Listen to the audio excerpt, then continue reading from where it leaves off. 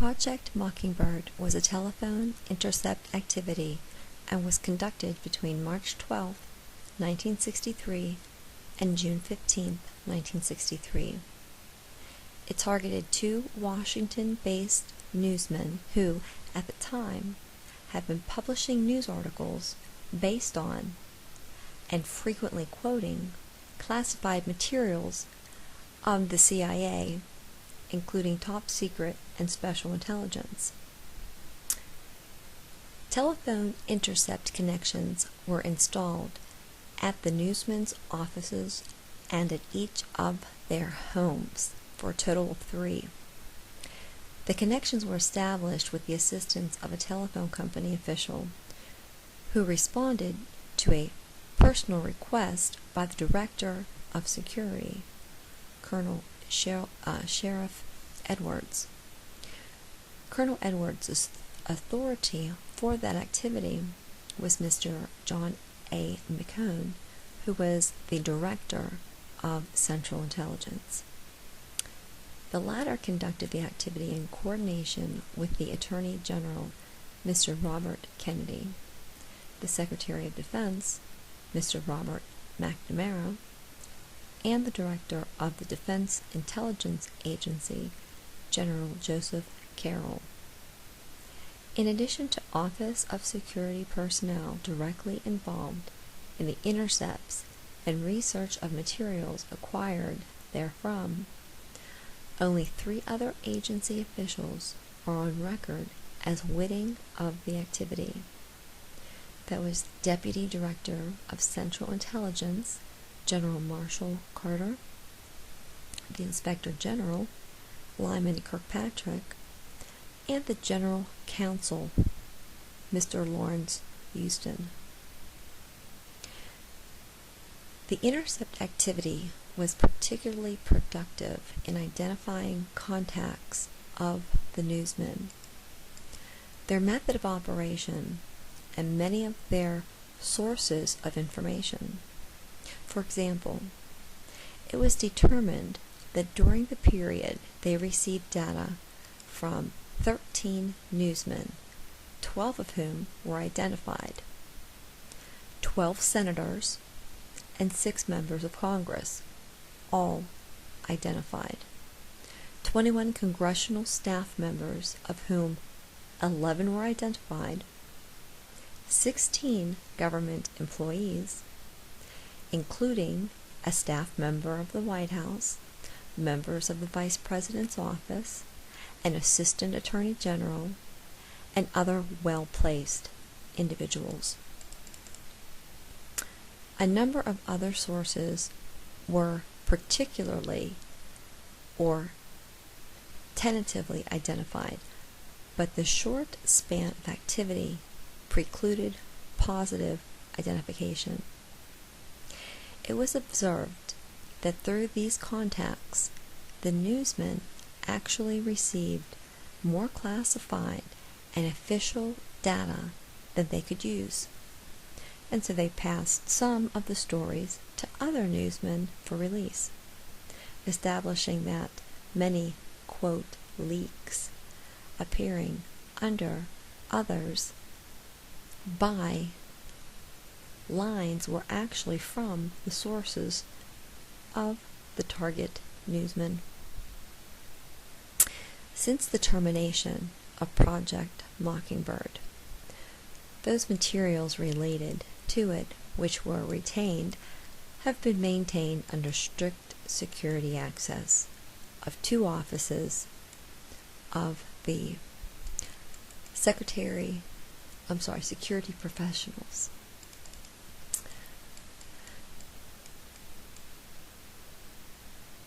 It's a very interesting find.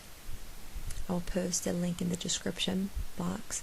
You'll find that on page 23 of 702, titled The Family Jewels PDF. The climate that we are in today, with a few transpositions of wording to perhaps replace Russia, Trump, mainstream media. And some of the terms and names of staff, it's like history repeats itself. It is. It's like history repeating itself. I'm going to go ahead and I'll either post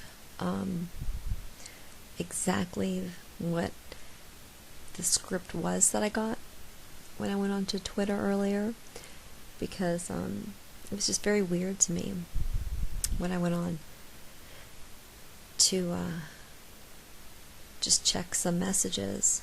I got a message from Jason Kelly, a friend of mine on the Twitter, and he was just sharing with me a link to some of his playing of the guitar, which sounded great, by the way, Jason Kelly. But before I could get there, when I went to click on this, and I did this from my phone, which has been acting very strange initially, I couldn't access it. So then I go ahead and I click on it on my computer, because I'm actually at home and near my desktop, and I get this very odd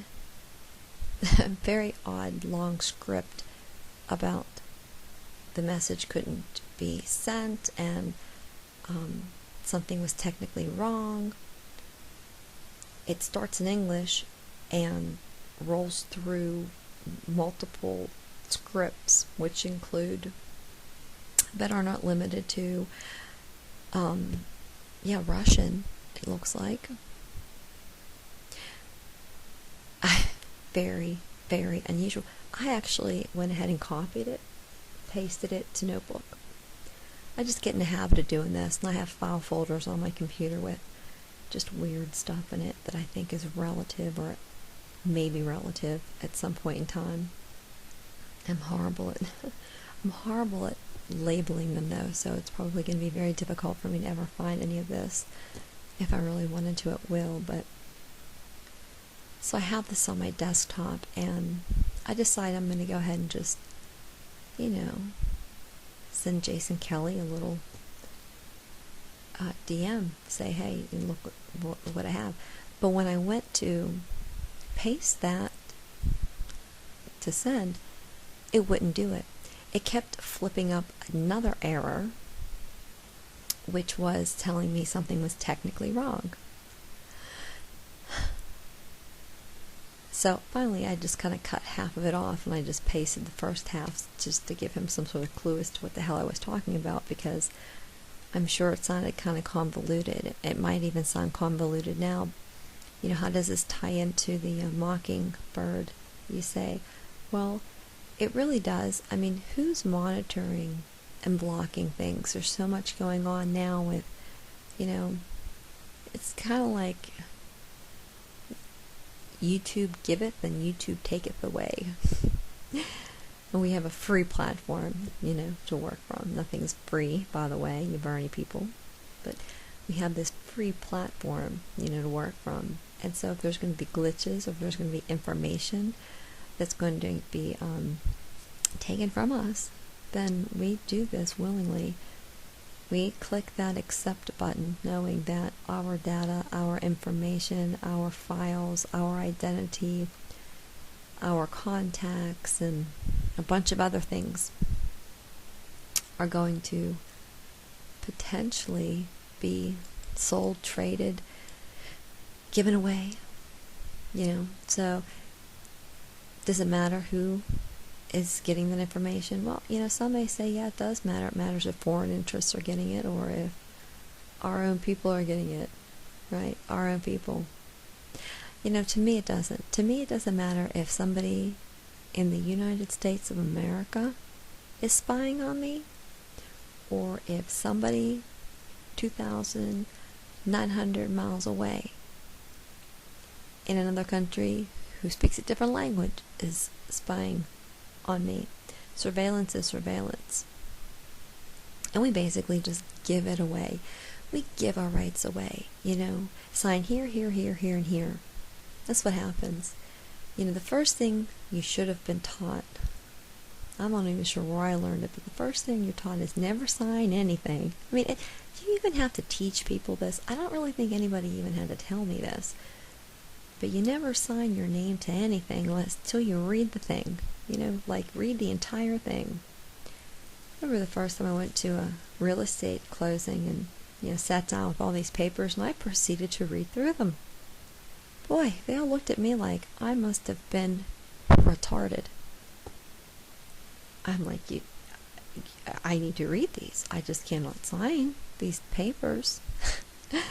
That's my naive, you know, I was naive for my 20s and whatnot, but, and they said, oh, you can just sign them later or whatnot, and I remember asking, well, isn't this deal final now?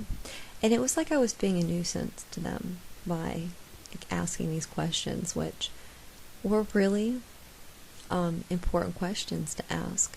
Sometimes we're like around people that we think we can trust, you know, who are told to us that we can trust. Mr. Comey, stand-up guy, straight shooter. It still bugs me that Janine Pirro kind of took up for him like that. Yeah. Our attorneys that are closing for us sign here, here, here, here, and here. Pay no attention to all that little writing. Sign it. Well, what are we signing? What are we getting away from? You put a nice new app on your phone. You want that convenience. Accept the terms and conditions and, you know, check here, here, here, here, and here. Who actually really reads all that stuff? I have. And I've read it enough to know that if I continue to read it, yeah, I won't download it. I won't even download whatever it is because I do not want to have the, I just don't give people, I just don't get the permission. So I get sometimes I'll just rip every app off my phone. I'll restart it all, whatever, because they're going to get the information anyway. I don't want to make it that easy for them. But to go back to what I was saying before, do I care if it's, you know, Mr. Putin? Mr. Putin himself, or someone else. You know, when Snowden came out and disclosed, I mean, people didn't really have to some people did have to have someone come out and actually disclose this information because they just would not think of it. They would never, ever, ever, ever, ever think that our government would do anything like that, which is really kind of funny. I don't know why. I don't know why, because there is plenty of information out there that has been released. You'll find this in the Family Jewels too. So thoroughly talks about the different surveillances that they've done on people. How, in addition to physical surveillance, they take photographic surveillance. There was even an attempt to enter the apartments of people, like breaking and entering. You know, that they're allowed. These people are like above the law. People like Comey, who say things, should be held so accountable, should be held to the highest degree of scrutiny. Because really, whatever they say, they give authorization for people to do things, which are really kind of like unconstitutional. You know, I'm reading this one part where it's talking about there was surveillance that was conducted of certain associates between May to September. I mean, this is 1971. This is way back, right? And because this person was said to have been a source of White House division and had given information regarding a plot to assassinate or kidnap Vice President Agnew and the DCI. It said surveillance included coverage of the activities of Ms. King during 2 visits to the United States. technical coverage of debriefings of her White House division representatives in New York City and surveillance, including mail coverage. Mail, federal offense for that, of several American citizens alleged to be part of the plot. They could have, these are private citizens having their mail gone through, because this is authorized to do. It says, although most of the surveillance occurred in New York City, surveillance of one of the individuals included extensive coverage of a commune in Detroit.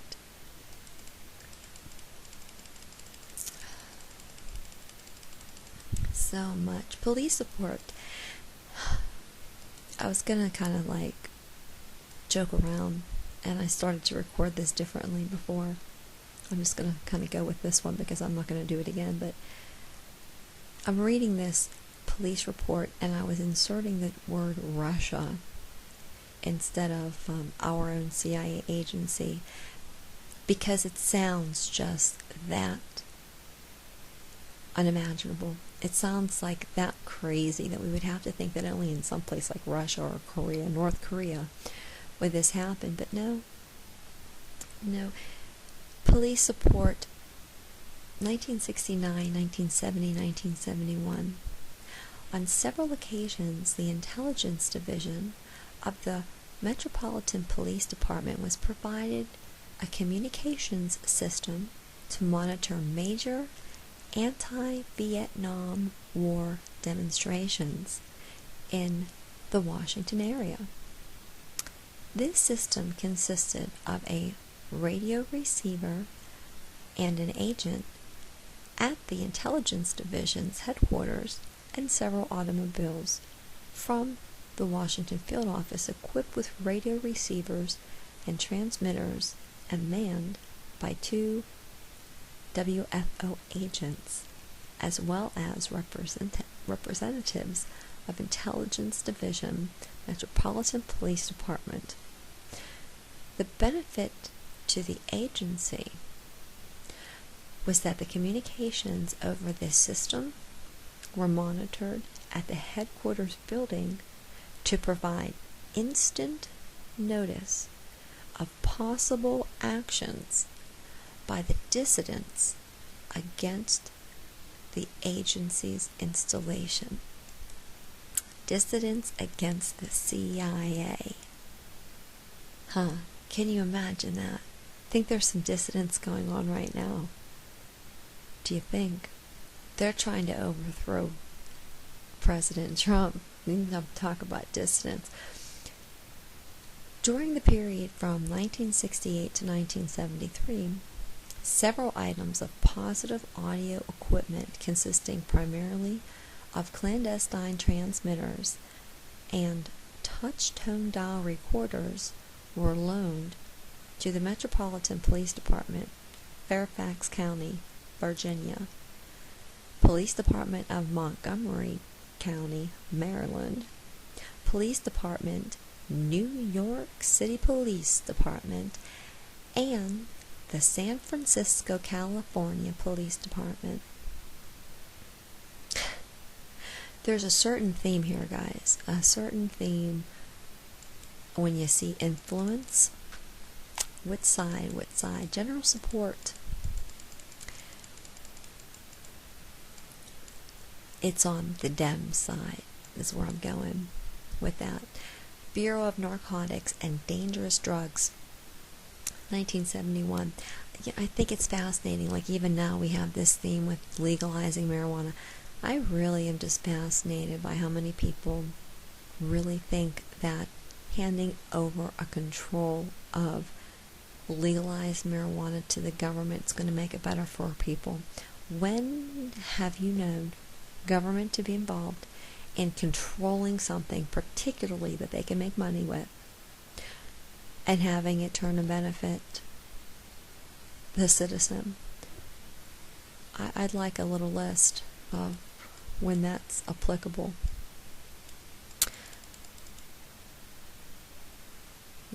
I would. So here we go. These are all back around the same time, 67 to 71. An Office of Security Propriety recruited and manned several agents for the purpose of covertly monitoring dissident groups in the Washington area considered to be potential threats to agency personnel and installations.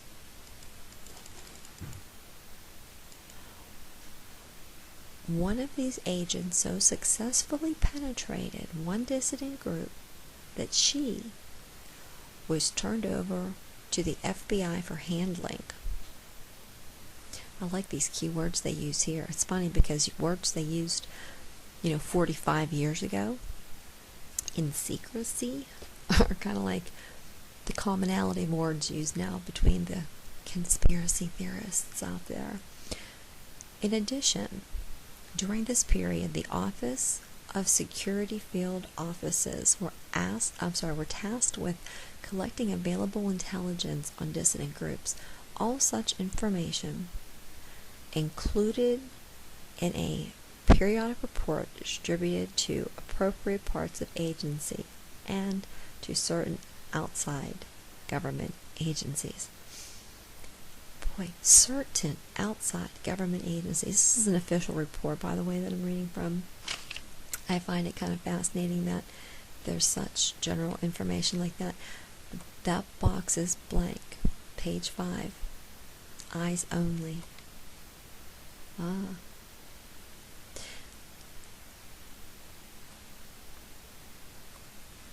How does that tie in? I'm not going to want to forget either to tie that into my weird little what happened. I can't get on to see a link, and I'm getting these things flashed up, half in Russian. Audio countermeasures support to the United States Secret Service. On July 25th, 1968, a long time ago, almost 50 years ago. 50 years ago, think about that for a second, okay? And at specific request of the United States Secret Service, this office provided 2 audio countermeasure technicians to the United States Secret Service in connection with the Democratic National Convention held in Chicago, Illinois. I'm going to have to do a screenshot of this and make sure I get this in here so you can read along with me as I read this. This was not an official detail, although both men were provided with temporary credentials identifying them as being affiliated with the United States Secret Service. On the 15th of August 1968, we detailed the same 2 men to the United States Secret Service to cover the Republican National Convention in Miami, Florida. On both occasions, the team members were debriefed upon their return, and it is clear that their activities were confined exclusively to sweeping the candidates and potential candidates' quarters. Well, seems like 50 years ago, for however long ago that seems, there were definitely sketchy things going on at this time too. Mr. Howard Osborne, Director of Security, May the 15th, 1973, the subject identification of activities with embarrassment potential for the agency. Now, that doesn't sound like it's constitutional. That sounds like more like, well, somebody's fucked up something, and we don't want everybody to know we fucked everything up. It's going to be embarrassing. So let's see what the CIA does. Let's see. In responding on May 7th by memorandum to the DDO's request for the identification of any incident which might conceivably have an embarrassment potential for the agency. Boy, that's a fucking mouthful right there. Let's read that again. Let's read that word soup. In response to a memorandum to the DDO's request for the identification of any incident which might conceivably have an embarrassment potential for the agency.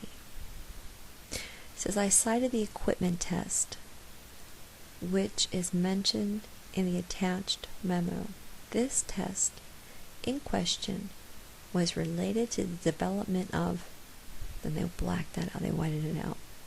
It says, and in the course or running these tests, our technicians were in and out of some 4 hotels in Miami with radio equipment.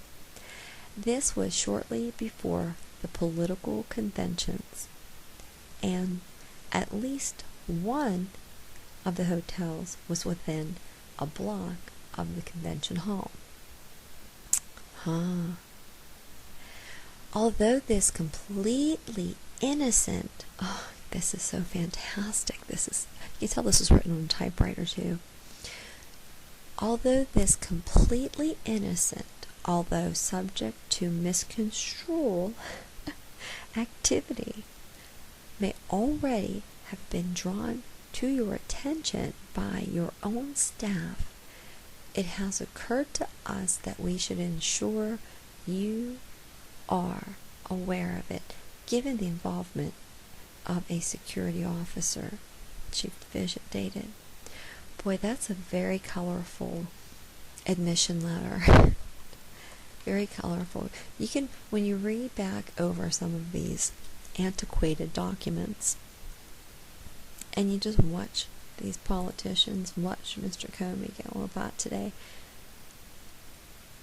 you don't have to build too big of a bridge in your mind to get from one little pod of thought to the other.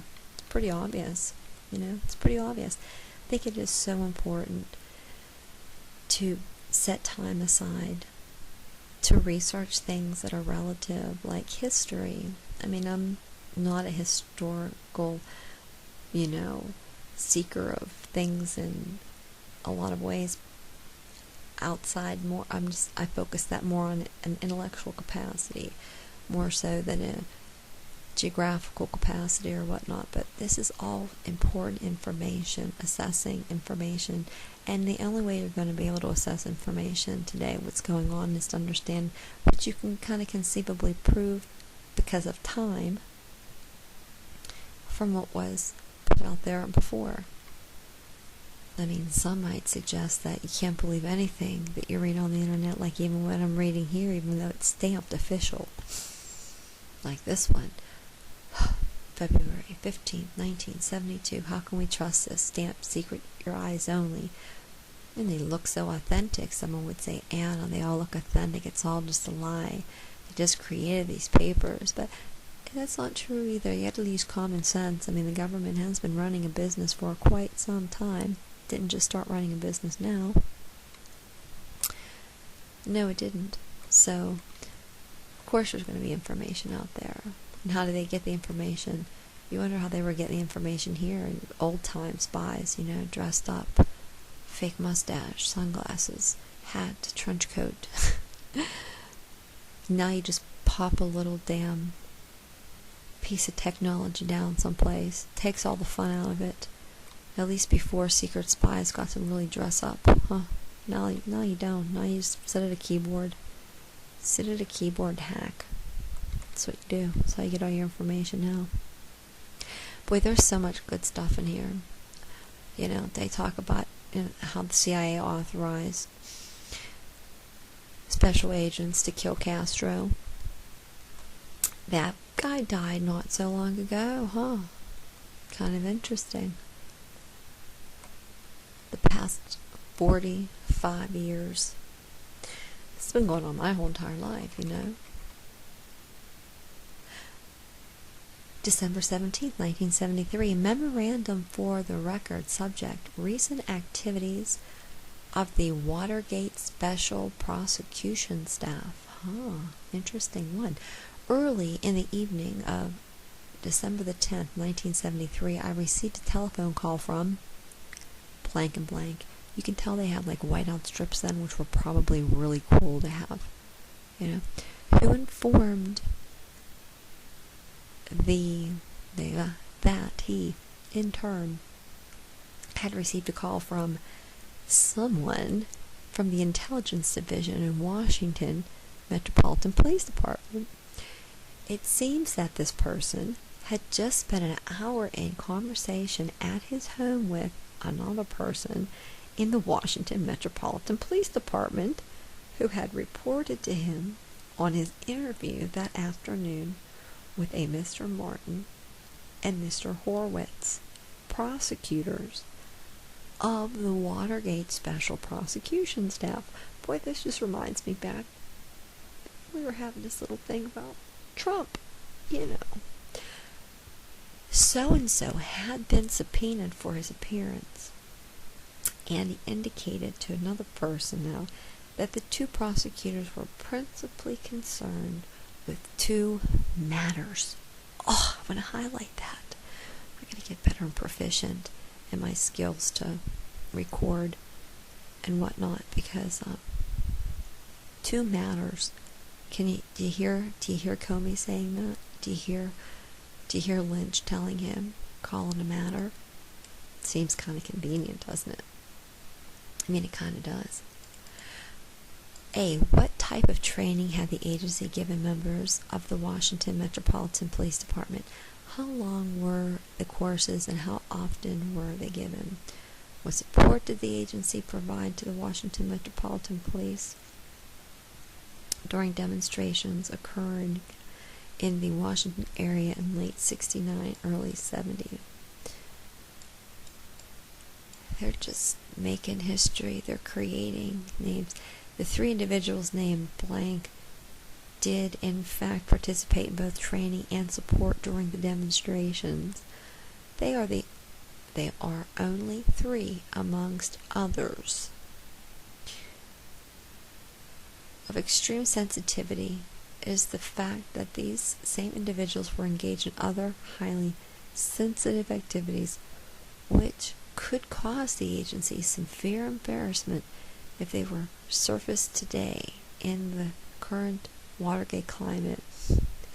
Somebody was doing something wrong.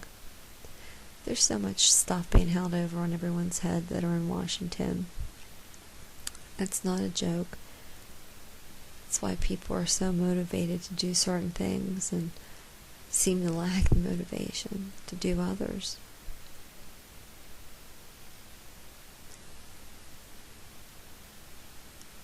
Executive Secretary, CIA Management Committee, Project Twofold, it's called. This is May 25th, 1973. It says, this memorandum sets forth a recommendation for your approval in paragraph 5. Okay, that's also one. It was 1. 2. For the past several years, this office has been supporting the Bureau of Narcotics and Dangerous Drugs, back then it was called the BNDD, by spotting, assessing, and recruiting personnel to form an internal security unit whose primary mission is the detection of corruption within the BNDD. I know they didn't trust each other then either.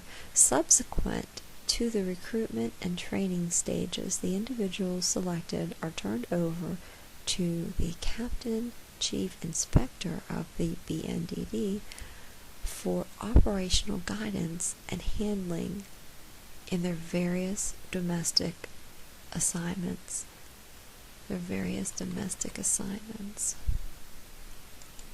That's interesting.